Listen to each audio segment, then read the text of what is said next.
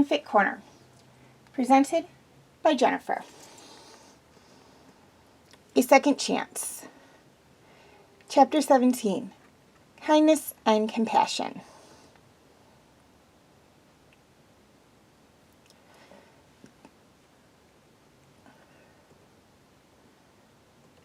Okay, now for those of you who have not seen the first few videos for A Second Chance, I suggest you go view those now, as this is a continuation of that story.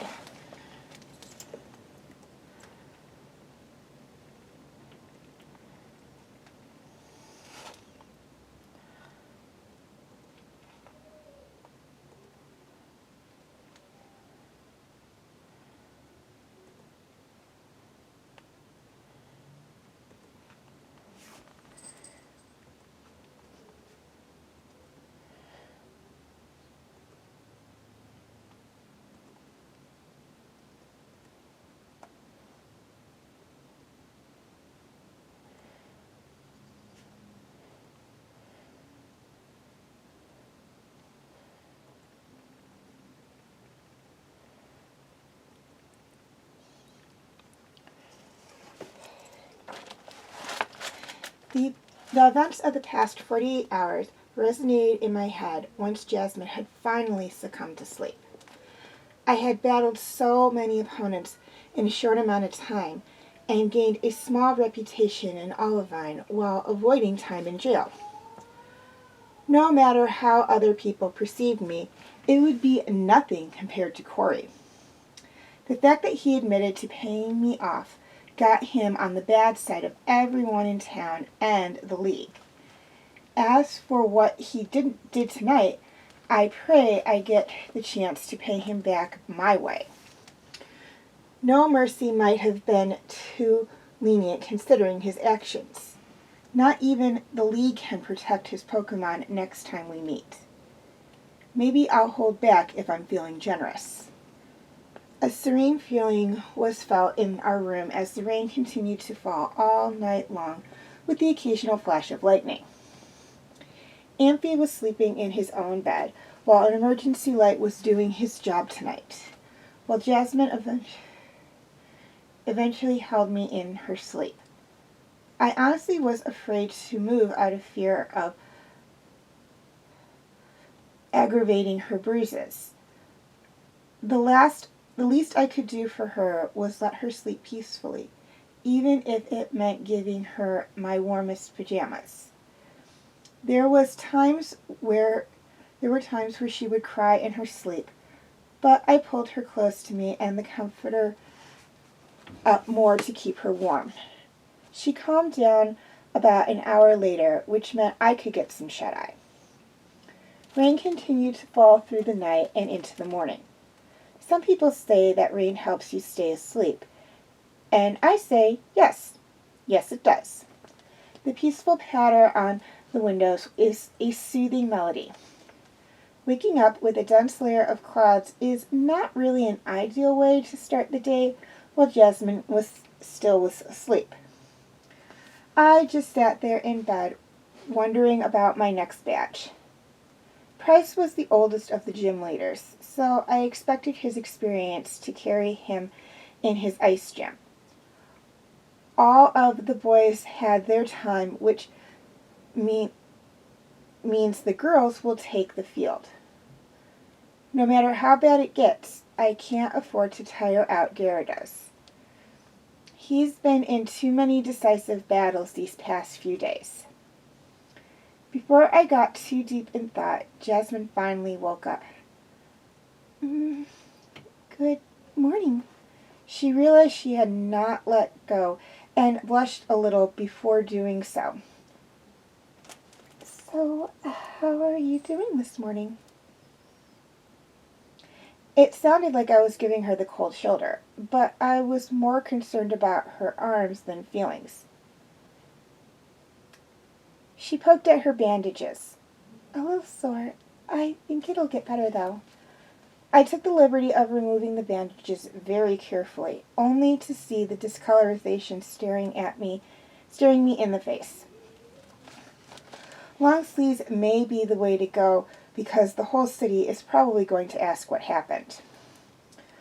We just stared at the arms until a thought crossed my mind.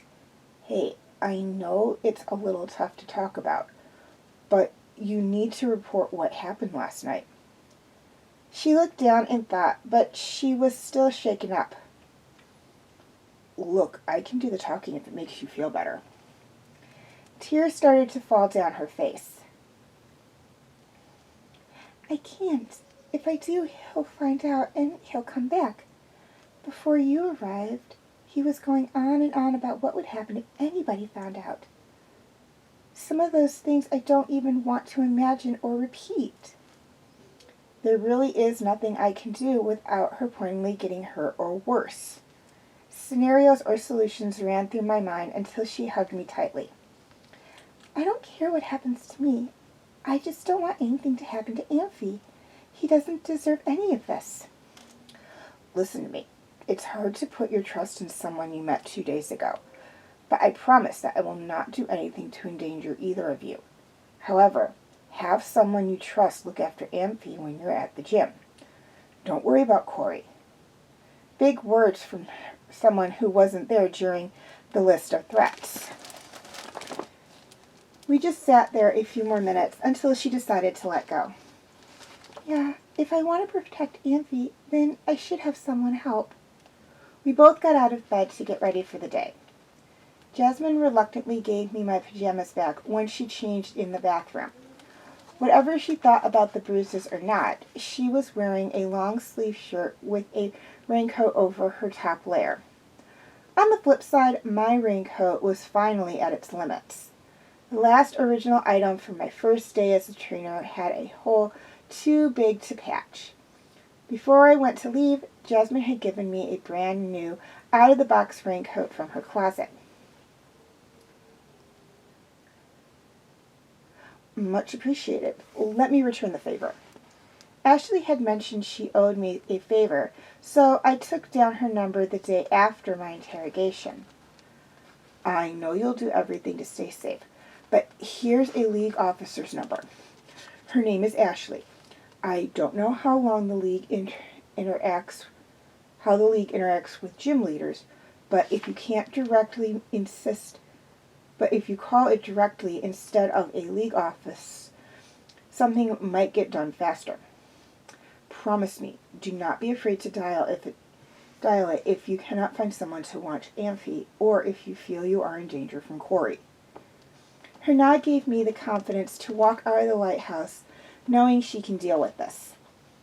Wind made it impossible to open the main entrance until she came down the stairs holding a remote opener.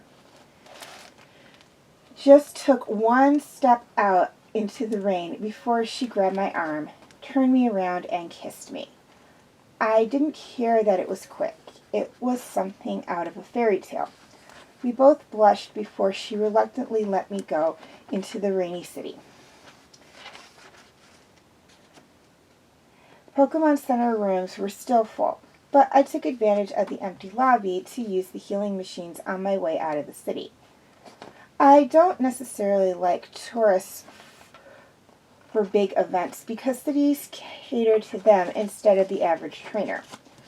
Honestly, I can't judge them too harshly, but that doesn't mean I can like them.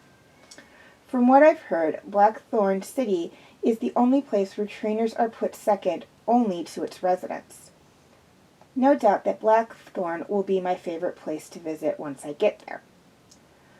My fortune was slightly turning around as I walked outside. The rain was still falling, albeit much more like a mist as opposed to a downpour. Regardless of how bad it was, I still exited the city with mixed feelings. I considered the visit an overall success because it resulted in me bettering myself. No one can take that away from me as I left the city. Hey man, want a battle? You don't look so tough. I had trekked only a mile or so before a young teenager challenged me to a battle.